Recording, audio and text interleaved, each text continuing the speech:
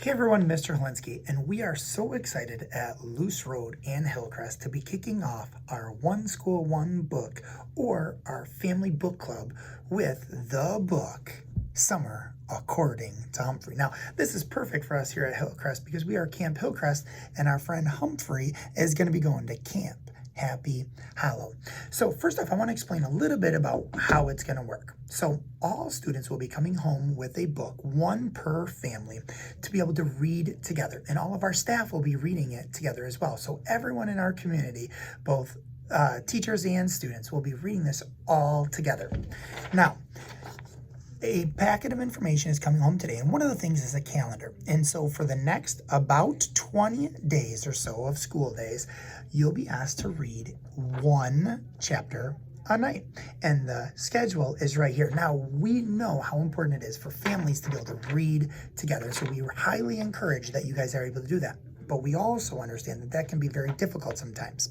Well, a couple things to help. Number one is we are going to have every chapter read aloud, like I'm going to do for chapter 1, and they're going to be posted on a link so you can always go back to that. If you miss a day, or even if your family has to be driving in the car and not be able to stay at home and read together, you can watch the video instead of read it for that night. Also, if you miss a chapter or two, you can always go back and watch those as well. Now, also, we do not have them scheduled for Friday, Saturday, and Sunday, just Monday through Thursday. So that way you have a couple days over the weekend to catch up if you accidentally have to miss a day or two. So this book is called Summer According to Humphrey. And Humphrey is a series that's called The Word According to Humphrey. And so this is the book that we have for this school year. Now, I'm going to read the back to you first before I actually start with chapter 1. It says, Humphrey can't believe what he's hearing. School ends? What's a classroom hamster to do if he's out of a job? Little does he know what a wild, wild, wild summer he has ahead of him. Now, we know it's not summer quite yet, but we can all look forward to that when they come. Also, we do have our classroom pet. Humphrey is here with us at Hillcrest, so we're really excited. So let me begin Chapter 1 of Summer According to Humphrey. And the book author is by Betty Burney, and she actually gave a welcome to our students this morning about the book. The end of school. It was a warm afternoon, and there was a lovely ray of sunlight beaming into my cage, as golden as my fur. It made me feel so cozy and dozy, I guess I nodded off during science class. The last thing I remembered Mrs. Brisbane saying was, cumulus clouds. Then I was floating away on my own fluffy little cloud, as peaceful as a hamster could be, until I was awakened by a loud, loud, loud voice that could only belong to my classmate. Lower your voice, AJ. How many more days are there? He boomed. 4, Mrs. Brisbane answered. I opened one eye and listened carefully. Just 4 days until the end of school, she continued. I opened both my eyes, jumped up, and let out a loud eek. Sounds like Humphrey Dumpty is anxious for school to be out, AJ said, like me. The end of school? Did she mean that there wouldn't be school ever, ever, ever again? Or was it just another holiday? I will miss you, the teacher said, but it's time to move on. Move on? Can a school move? Og, I squeaked to my neighbor. Did you hear that? Og splashed in his tank a little, then let out a boing. That's the twangy way green frogs like to talk. Stop giggling, Gale giggled. I guess Og is ready for summer, too. Hands, please, class. Miss Brisbane reminded her students. She wouldn't be able to remind them much longer. Yes, Kirk.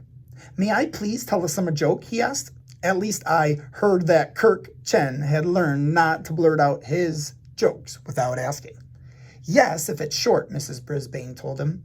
What did the pig say on a beach on a hot summer day, he asked. I don't know, the teacher admitted. I'm bacon. Get it like I'm bacon? Kirk proudly explained. I get it, Miss Brisbane said. Gail giggled again, of course, along with her best friend Heidi. There was a shuffle of feet as the clock moved toward the end of the school day. Wait for the bell, Garth, Mrs. Brisbane told Garth Tugwell. He was always the first one out of his chair. As soon as he sat down, the bell rang, and with plenty of clattering and chattering, my friends in room 26 hurried out of the room. While they hurried, I worried. Was it the end of Longfellow School forever? What would everyone do? And most importantly, where would Og and I go? What does a classroom pet do when his job is over?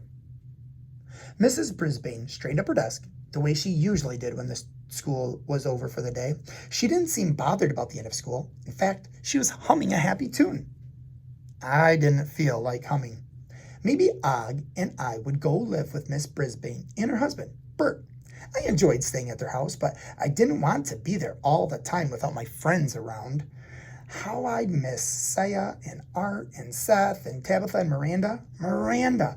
I could hardly imagine not seeing Golden Miranda again. Eek! I squeaked. Again, it just slipped out. Mrs. Brisbane heard me and walked over to the table by the window where Og and I lived. I guess you fellows are wondering what you'll be doing when school is over, she said.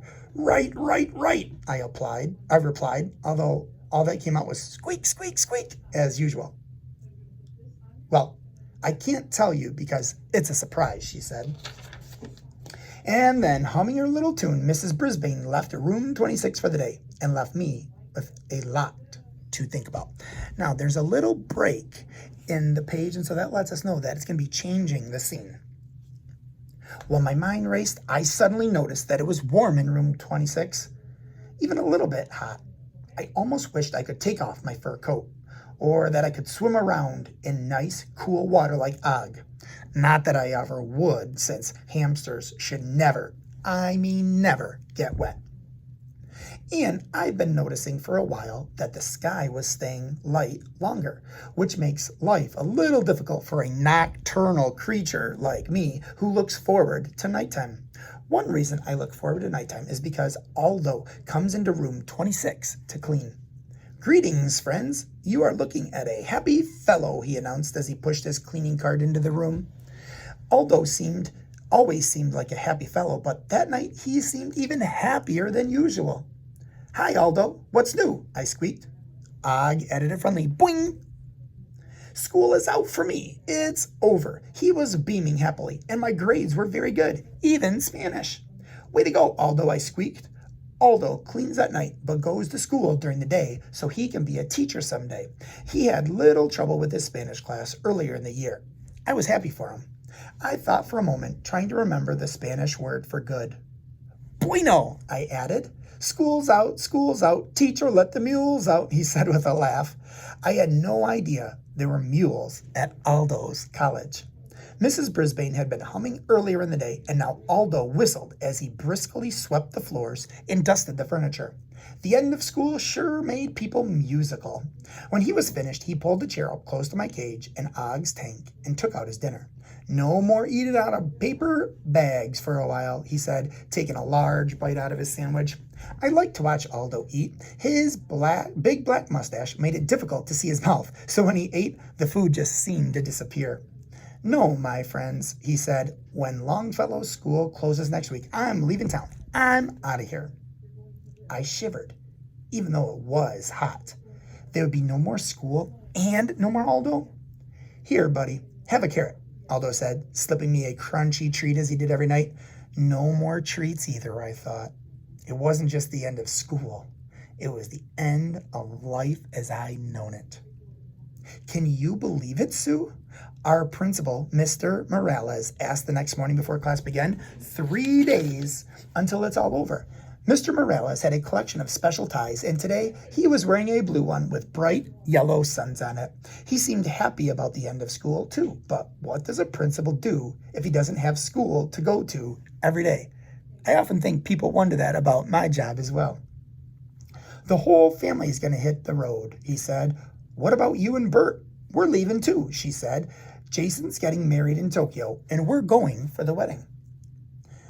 Mrs. Brisbane was positively beaming with joy. Jason was her son, and he lived in Tokyo, which is far, far, far away. So I guess she was going far, far, far away too. Was that her surprise? Everybody was leaving? What about us? I squeaked to Og. He splashed loudly in his tank. I guess we'll have to hit the road too, I said. But it didn't sound like fun. That night, I dreamed about Og and me on the open road. It was a scary dream because we had to dodge huge cars and trucks that were whizzing by. Once, I saw Principal Morales and his family speed right past us. Then, I heard a loud engine buzzing. I looked up and saw Mr. and Mrs. Brisbane waving to us from an airplane. Later, a big bus passed us, and a lot of my friends from room 26 shouted and waved, Golden Miranda, and Repeat It Please Richie, and Don't Complain Mandy Payne. Og and I walked and hopped for hours and hours, but we didn't get very far. I was glad to wake up, I can tell you that, and I was tired from all that walking. But I was happier than ever to see my friends the next morning. I looked around at them. They were smiling, fidgeting, and whispering. They looked unsqueakably happy. Why was I the only one who was upset that Longfellow School was closing down?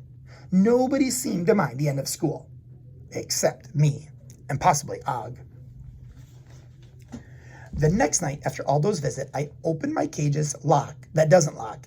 It just looks locked, which allows me to get out and have adventures without anyone knowing, and wandered over to Og's tank. Whatever happens, Og, let's stick together, okay? I suggested. It's always a little hard to tell if Og is listening because he just stares with those googly eyes and a huge frozen smile on his face. Boing, boing, he said, jumping up and down. I can't understand everything, Og says, but that sounded like he agreed with me. At least I wouldn't be alone. That was the good news. But hamsters and frogs have very different likes and needs.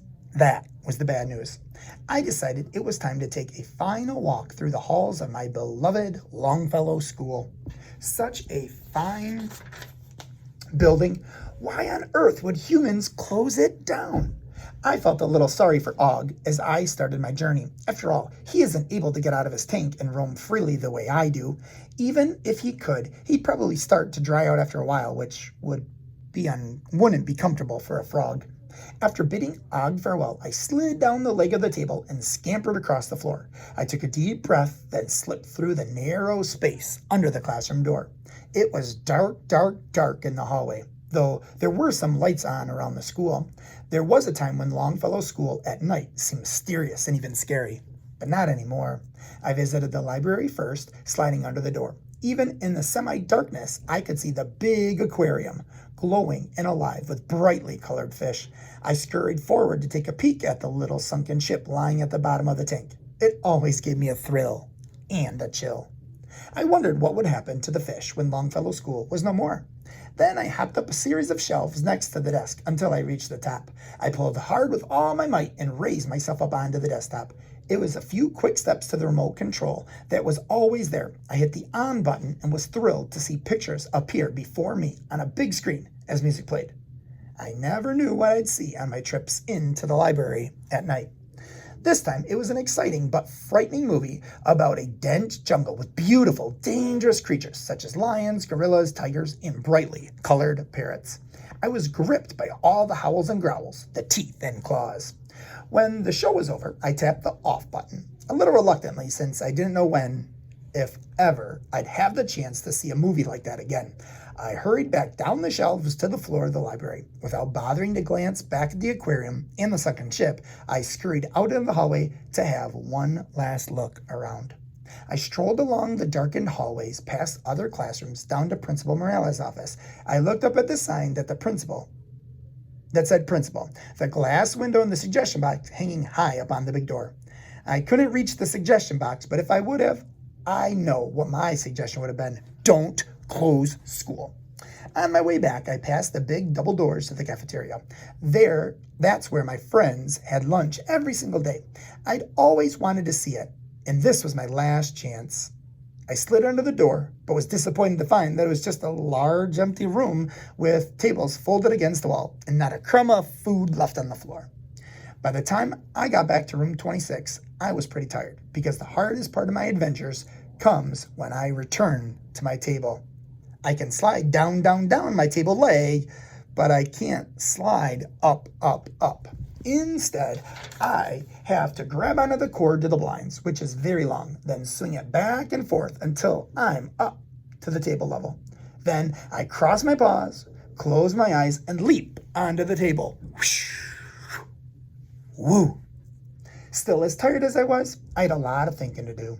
So I took out the little notebook I keep hidden behind my mirror and the little pencil that goes with it, and I began to write. Now, underneath it, it says, "Note to self. Unlike hamsters, humans love to make big changes. Unfortunately, they almost always forget to tell their pets what's going on." And that is the end of chapter 1. Thank you for tuning in to me for chapter 1 of our new book, our family book club of Summer According to Humphrey. Now, I hope you enjoyed it. And again, we are so excited for about the next month here. Again, all this packet will be coming home with the students today, so they'll have it. Each family will get one book and one packet of information. Make sure to read that chapter tonight, or again, you can listen and watch it here. And then every morning, the following day, we will have a trivia question about what was read the night before.